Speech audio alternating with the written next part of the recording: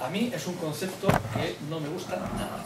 Primero porque es un concepto que viene del poder, que en lugar de hacer políticas que se puedan generalizar, lo que hace es mostrar lo que las administraciones juzgan o la academia juzga que es digno de ser enseñado, de ser mostrado, para que los demás pues se den golpes en el pecho o simplemente copien cosas que son imposibles de copiar.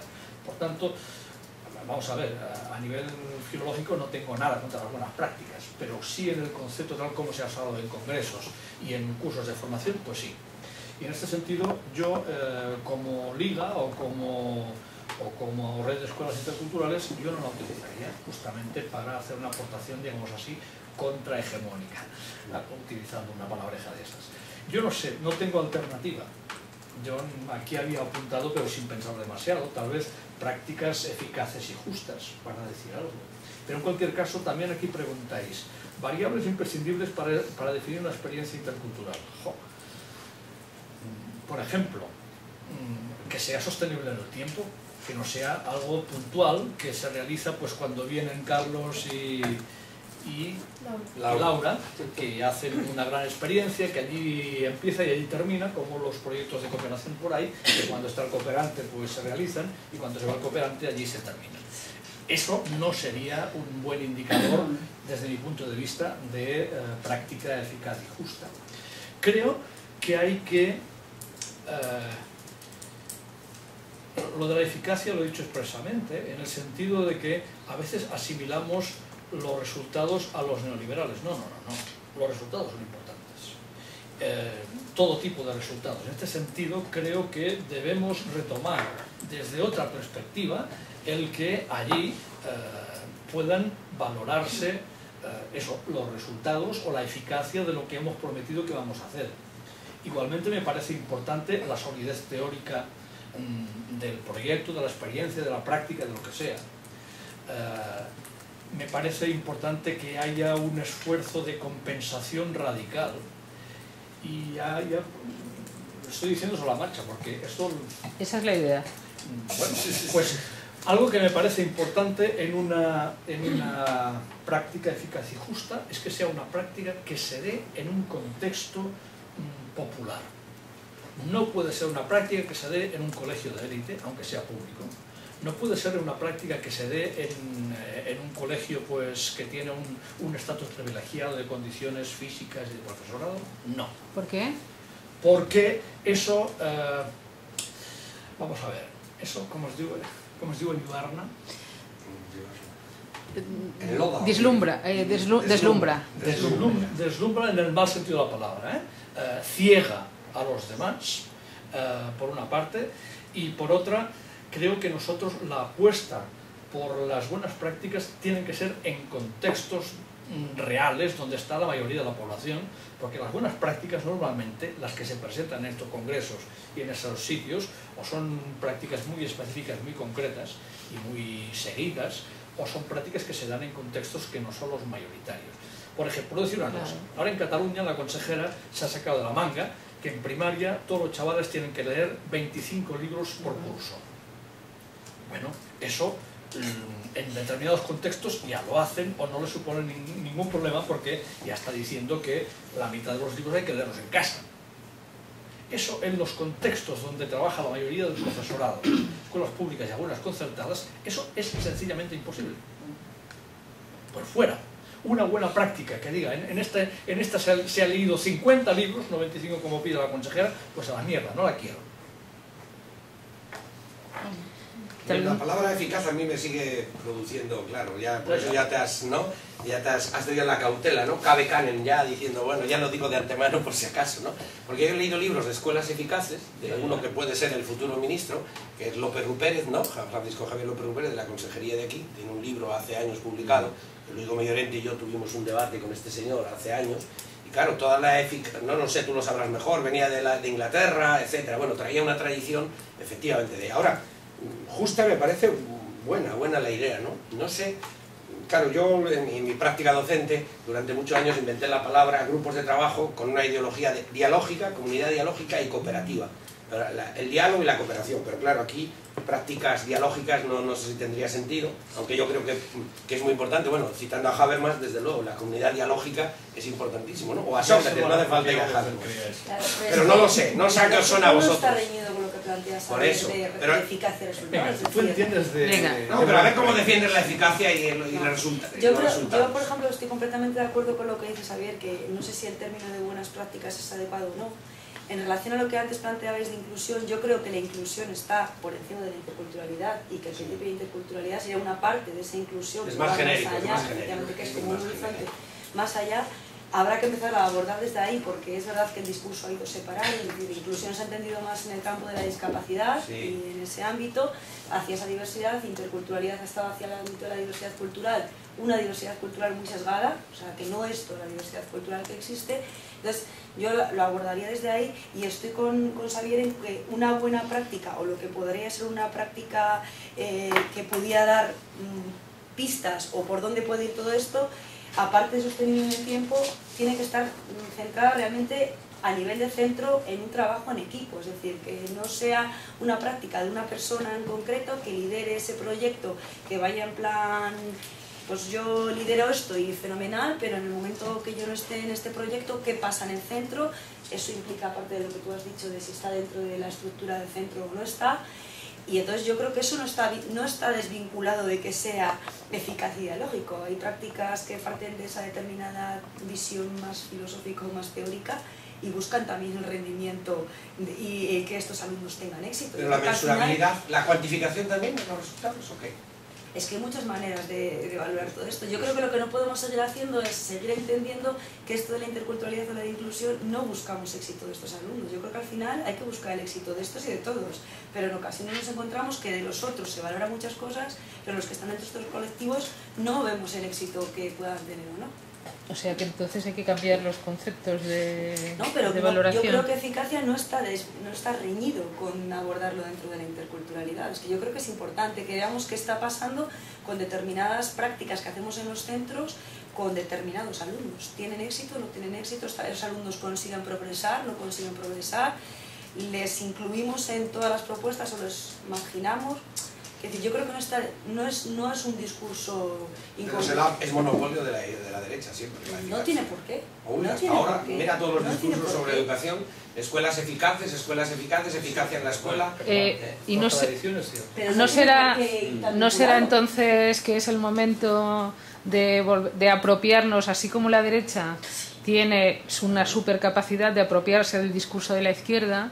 A lo mejor es el momento de no tener prejuicios en relación a los conceptos y apropiarnos de esas palabras que para vosotras en un momento determinado son clave para... Yo no voy a entrar en ningún tipo de ideología política. Yo digo que en un centro educativo, cuando tú pones en práctica algo, tienes que valorar si eso vale o no vale. Sí, evaluable, tiene que ser evaluable. Claro, y cuando yo trabajo con un grupo de alumnos en un aula, tengo que ver si eso vale o no vale, si es eficaz o no es eficaz. ¿Y cómo se evalúa?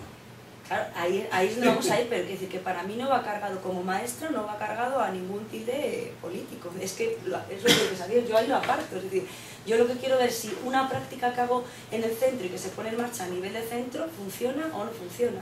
Y eso para mí... Sensu contrario sería, es decir, creo que sería malo ligar las buenas prácticas, o como le llamemos, solo a cuestiones de valor y actitudinales. No, en la escuela se va a aprender de todo. Ahí está. Y eso por una parte. Y segundo, la buena práctica debe tener un valor añadido. Es decir, debe corregir la situación inicial. En este sentido, yo he intentado decir con aquello de la compensación radical, quiere decir que, bueno, que este tío que va destinado a no aprobar, pues apruebe. Y aquel que va destinado a no aprender determinadas cosas, pues las aprenda. En este sentido, ¿eh? Es decir, creo que no debemos renunciar a la idea de aprendizaje, que es lo que da sentido a la escuela. Pero ser inclusiva ya indica que aprenden a vivir en comunidad. Tiene por qué. Hablaremos después de la inclusión, que también hay mucho que decir, creo. También yo quitaría un poco del mapa lo de buenas prácticas, sobre todo por la sensación de no caer en lo que al final termina siendo un modelo y los demás se fijan en ese modelo. Y entonces, desde mi perspectiva, yo creo que eso es malo. Malo para todos, y para la escuela sobre todo, y para la educación. hablar de experiencias a lo mejor, ni siquiera de éxitos, sino de experiencias, y hablar de sistematizar esas experiencias, me parecía quizá más adecuado, siempre y cuando la sistematización esa termine siendo, no sé cómo decirlo, tenga que ver en el ámbito social, de lo social que tiene la educación, y ahí incluiríamos a las familias, por ejemplo, y por otro lado el que se estableciesen una especie de interrelación entre los grupos de docentes, los colegios, en donde se pudiesen contar esas experiencias. A veces tengo la sensación, que he sido maestro y aquí cuando vamos como sabios de la universidad a un colegio y en fin, parece que somos los que más sabemos de eso, que hemos ido o se va muchas veces con la prepotencia de que llevamos el saber y llevamos la sabiduría y las técnicas y no sé qué, y resulta que yo me he encontrado con maestras y maestros muy humildes, muy sencillitos, que resulta que están haciendo las cosas muy bien, pero muy bien. Lo que pasa es que no tienen la oportunidad de contárselo a nadie, de estar en un foro en el que, entre otras cosas porque no tienen tiempo tampoco, y se lo dedican a la escuela fundamentalmente, y los ratos que le quedan a su familia. Entonces, en un concepto así amplio de lo que aquí estamos hablando por buenas prácticas o experiencias y tal, yo lo resumiría en una frase muy pequeñita, que es incluir al otro. Y ese incluir al otro o a la otra es no solo al estudiante, al niño o la niña del colegio, sino a mi compañero docente que tengo ahí, que en fin, que debo escucharlo y que debo facilitar, que eso, en fin, ahí entraríamos en otro apartado, que es el de el papel de la administración muchas veces, como, y es verdad, eso es una evidencia, se han ido cargando desde hace un tiempo, yo diría que en todo el Estado español, pero en la Comunidad de Madrid especialmente, pues desde el desmantelamiento de los centros de profesores a un montón de cosas más, en donde ya no hay un espacio ahora mismo físico de diálogo al principio. Claro, en el que los profesores o los maestros y las maestras se puedan sentar a decirse cosas. No a llorarse, ¿no?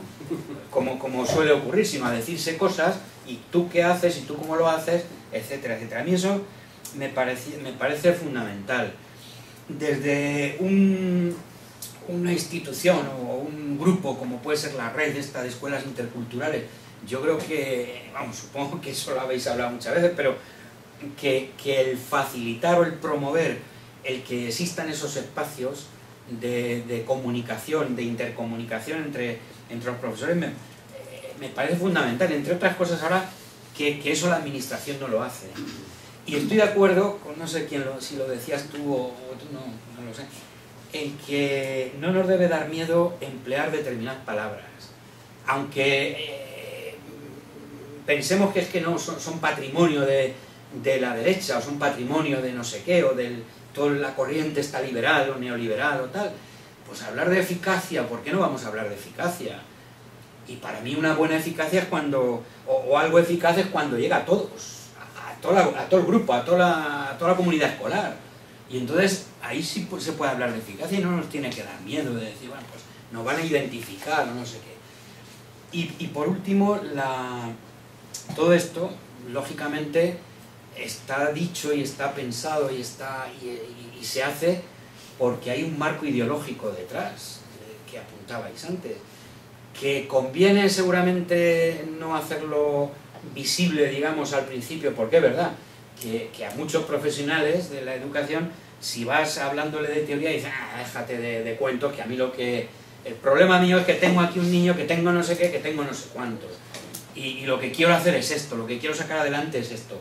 Pero yo no sé muy bien cómo se hace, no lo sé, llevo muchos años en estas historias, pero al final todo esto responde a un marco conceptual, de ideológico, y que tampoco nos debe dar miedo de hablar de ideología, de utilizar esa palabra.